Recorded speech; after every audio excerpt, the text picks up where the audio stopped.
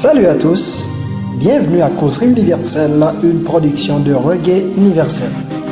Le sujet en question est l'histoire d'un homme qui a donné sa vie pour l'indépendance de son pays, mais assez souvent oublié par le monde extérieur. Dedan Kimanthi, un héros oublié. Mais avant, n'oubliez pas de vous abonner à la chaîne et d'activer la cloche de notification pour ne rater aucune de nos prochaines vidéos.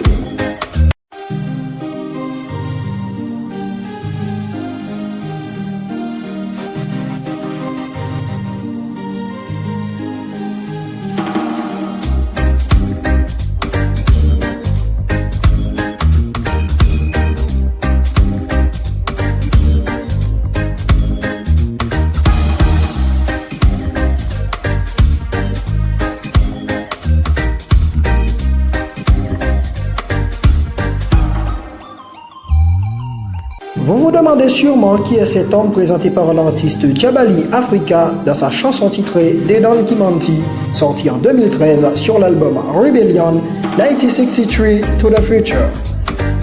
Mandela, Sankara, Lumumba sont quelques-unes des figures emblématiques de la cause noire en Afrique.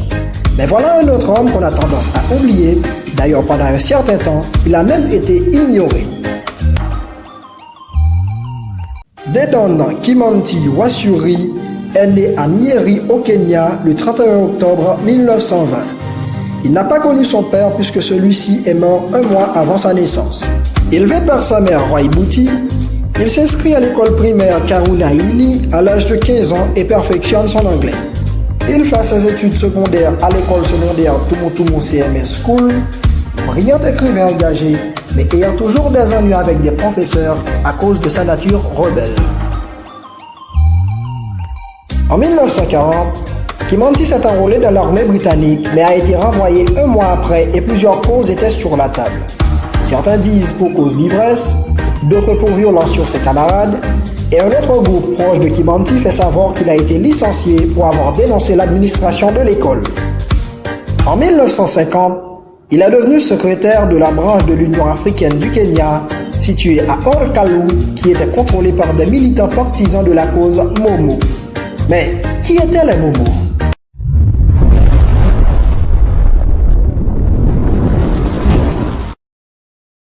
Vous suivez Causerie Universelle.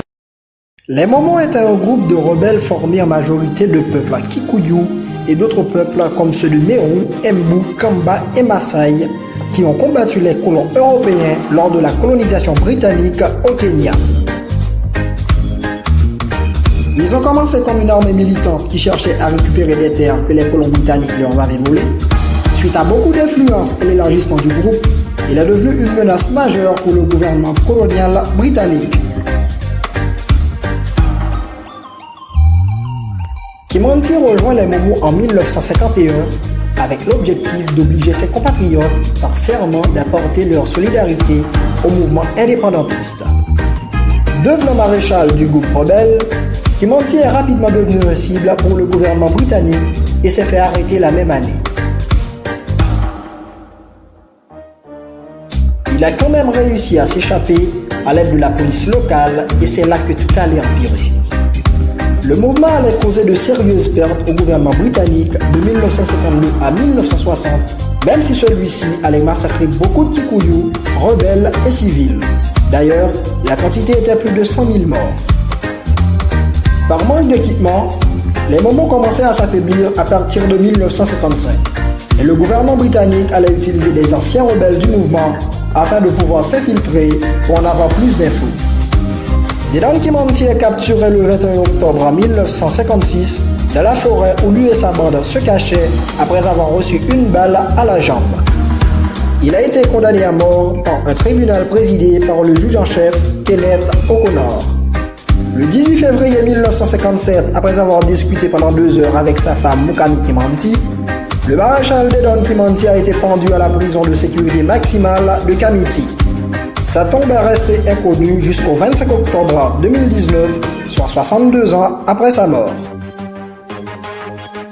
Après son exécution, la rébellion a survécu avec le maréchal Moussa Nwariama, sans oublier d'autres figures comme le général Baimungi, Mutoni Rwakirima, afin de mener le combat pour l'indépendance. Le gouvernement britannique se trouvait dans l'obligation de déclarer en 1960 l'indépendance du Kenya et faciliter la prise du pouvoir de Jomo Kenyatta, l'homme de l'Union africaine du Kenya, qui a été emprisonné en 1953. Malgré le combat de Kimanthi et les Momo pour l'indépendance du Kenya, les deux premiers gouvernements du pays, à savoir celui de Jomo Kenyatta et de Daniel Arap Moi, les ont considérés comme terroristes. Ce n'est que le 11 novembre 2003 que le gouvernement de Mwai Kibaki a officiellement enregistré le mouvement Momo pour les sacrifices qu'ils avaient faits pour l'indépendance du Kenya. Ce même gouvernement a érigé une statue de bronze du maréchal intitulée Freedom Fighter Dedan Kimanthi. Nelson Mandela, 5 mois après sa sortie de prison, soit en juillet 1990, s'est rendu à Nairobi dans l'objectif de voir la tombe de Kimanthi ainsi que sa famille. Mais c'était sans succès, puisqu'à cette époque, c'était le gouvernement de Daniel Arap Moi qui était au pouvoir.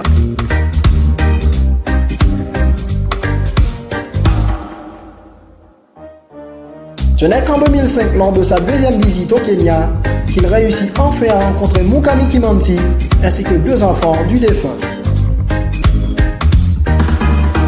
Le maréchal Dedan Kimanthi, l'homme aux dreadlocks, est considéré comme le héros de l'indépendance du Kenya. Mais apparemment, il est un peu oublié à l'extérieur. Parmi les autres figures à ses côtés, il y avait Moussa Mwariama. Il était Méo et il a vu l'indépendance du Kenya. Il est né le 1er janvier 1928 et est mort le 1er janvier 1989 à l'âge de 61 ans. Ensuite, Muthoni Rwakirimana, qui est né en 1931 et qui vit encore aujourd'hui en 2022, avec l'âge de 91 ans. Voilà, c'est la fin de cette vidéo et merci de l'avoir suivi. Et n'oubliez pas de vous abonner à la chaîne pour ne rater aucune de nos prochaines vidéos.